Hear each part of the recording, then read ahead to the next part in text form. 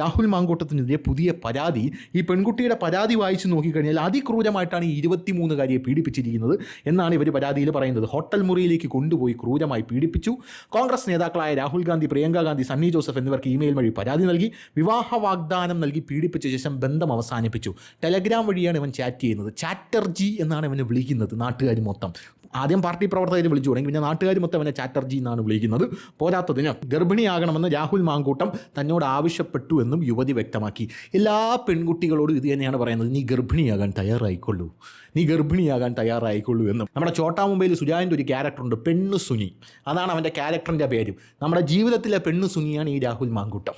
അതായത് എല്ലാ പെൺകുട്ടികളടുത്തും പോയി ഒറ്റപ്പാലത്ത് പോയി രജിസ്റ്റർ ചെയ്താലേ എനിക്കൊരു മൂഡ് വരൂ എന്ന് പറഞ്ഞിട്ട് എല്ലാ പെൺകുട്ടികളടുത്തും പോയിട്ട് ഗർഭിണിയാകാൻ തയ്യാറായിക്കോ. എന്തിനാണ് ഈ ഗർഭിണിയാകാൻ തയ്യാറായിക്കൂ എന്ന് പറയുന്നത്? ഗർഭിണിയാകാൻ തയ്യാറായിക്കൂ എന്ന് പറയുമ്പോൾ സ്ത്രീകൾക്ക് ഒരു വിശ്വാസം വരും, ഓ ഗർഭിണിയാകാൻ തയ്യാറായിക്കോ എന്ന് പറയുന്നത്, അപ്പം ഇവൻ എന്നെ കെട്ടും.